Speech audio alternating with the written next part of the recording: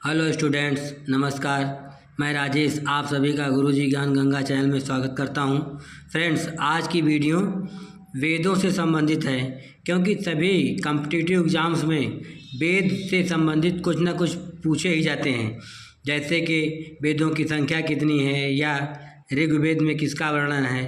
तो आइए देखते हैं आज का पहला क्वेश्चन। आज का पहला क्वेश्चन है, वेदों की संख्या कितनी है। वेदों की संख्या कितनी है? 1, 2, 3 या 4। तो इसका सही आंसर है 4। वेदों की संख्या 4 है। पहला वेद ऋग्वेद, दूसरा सामवेद, तीसरा यजुर्वेद, चौथा है अथर्ववेद। इस तरह कुल वेदों की संख्या 4 है। अगला क्वेश्चन है, सबसे प्राचीन वेद कौन सा है। सबसे प्राचीन वेद कौन सा है? ऋग्वेद, सामवेद, यजुर्वेद या अथर्ववेद। तो इसका सही आंसर है ए, ऋग्वेद। सबसे प्राचीन वेद ऋग्वेद है, दूसरा वेद सामवेद है, तीसरा वेद यजुर्वेद है तथा सबसे चौथा और अंतिम वेद अथर्ववेद है। ऋग्वेद को सबसे प्राचीनतम वेद माना गया है। अगला क्वेश्चन है, जादू टोने का वेद किस वेद को कहा जाता है। जादू टोने का वेद किस वेद को कहा जाता है? मतलब कि किस वेद में जादू टोने से संबंधित या अंधविश्वास से संबंधित वर्णन है। ए, ऋग्वेद, बी, सामवेद, सी, यजुर्वेद या डी, अथर्ववेद। तो इसका सही आंसर है डी, अथर्ववेद। अथर्ववेद में जादू टोने का वर्णन मिलता है, इसीलिए जादू टोने का वेद अथर्ववेद को कहा जाता है। अगला क्वेश्चन है, संगीत का वेद किस वेद को कहा जाता है। संगीत का वेद किस वेद को कहा जाता है? ए, ऋग्वेद, बी, सामवेद, सी, यजुर्वेद या डी, अथर्ववेद। तो इसका सही आंसर है बी, सामवेद। सामवेद को संगीत का वेद या संगीत का जनक कहा जाता है। सा से संगीत, सा से साम वेद। इसी तरह इसका मिलान करके सही तरीके से इसको याद किया जा सकता है। तो संगीत का वेद सामवेद कहलाता है। अगला क्वेश्चन है, गायत्री मंत्र का उल्लेख किस वेद में है। गायत्री मंत्र का उल्लेख किस वेद में है?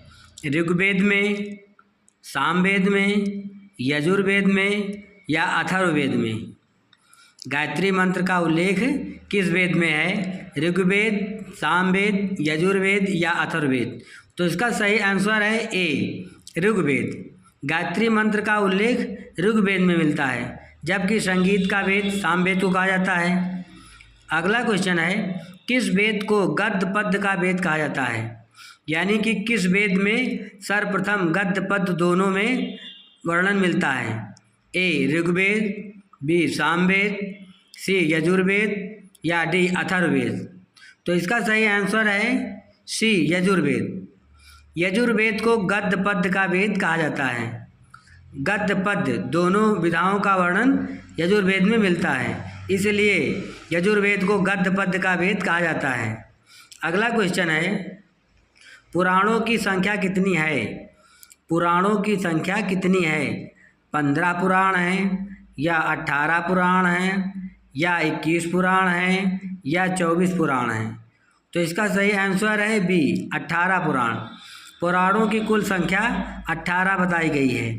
इस तरह कुल 18 पुराण माने जाते हैं। अगला क्वेश्चन है, उपनिषद की संख्या कितनी है। वेद पुराण के बाद उपनिषद की संख्या आती है।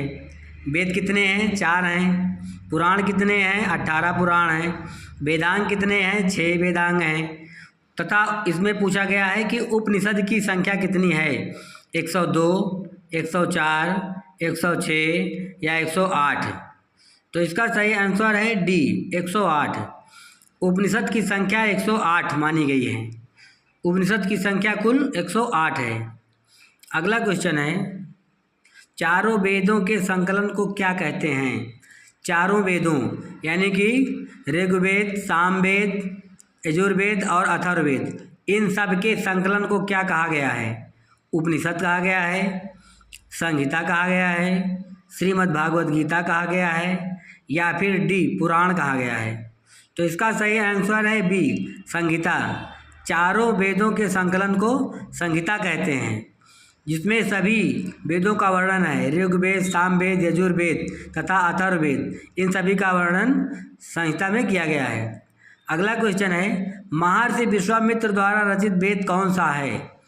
महर्षि विश्वामित्र द्वारा रचित वेद कौन सा है? ए ऋग्वेद, बी सामवेद, सी यजुर्वेद या डी अथर्ववेद। महर्षि विश्वामित्र द्वारा रचित वेद इनमें से ऋग्वेद है। तो इसका सही आंसर होगा ए ऋग्वेद। ऋग्वेद में ही सूर्य देवता का वर्णन है तथा गायत्री मंत्र का उल्लेख भी ऋग्वेद में मिलता है। अगला क्वेश्चन है, साकल शाखा किस वेद से जुड़ी एकमात्र जीवित शाखा है? साकल शाखा किस वेद से जुड़ी एकमात्र जीवित शाखा है?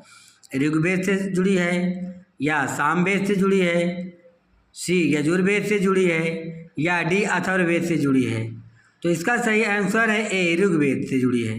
साकल शाखा ऋग्वेद से जुड़ी एकमात्र जीवित शाखा है। तो इसका सही आंसर हुआ ए ऋग्वेद। अगला क्वेश्चन है, वामनावतार के 3 पगों के आख्यान का प्राचीनतम स्रोत किस वेद में है? भगवान वामन अवतार के 3 पगों के आख्यान का प्राचीनतम स्रोत किस वेद में मिलता है? ए ऋग्वेद में मिलता है, बी सामवेद में मिलता है, सी यजुर्वेद में मिलता है या डी अथर्ववेद में मिलता है? तो इसका सही आंसर है ए ऋग्वेद में। ऋग्वेद में भगवान वामनावतार के 3 पगों के आख्यान का प्राचीनतम स्रोत ऋग्वेद को माना गया है।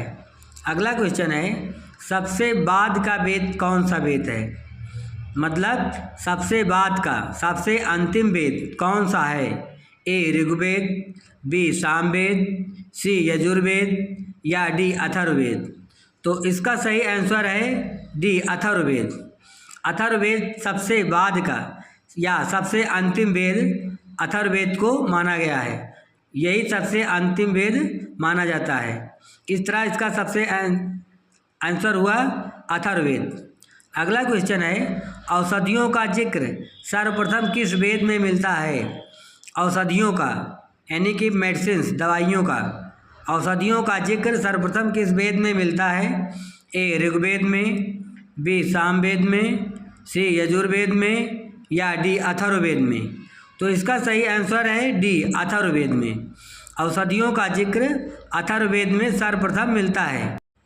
अथर्ववेद को ही जादू टोने का वेद, अंधविश्वास का वेद आदि नाम से भी जाना जाता है। तो इस क्वेश्चन का सही आंसर हुआ अथर्ववेद। अगला क्वेश्चन है, पुराणों में सबसे प्राचीनतम पुराण कौन सा है? पुराणों में सबसे प्राचीनतम पुराण कौन सा है? ए विष्णु पुराण, बी मत्स्य पुराण, सी वायु पुराण या डी ब्राह्मण पुराण? तो इसका सही आंसर है बी मत्स्य पुराण। मत्स्य पुराण सबसे प्राचीनतम पुराण है।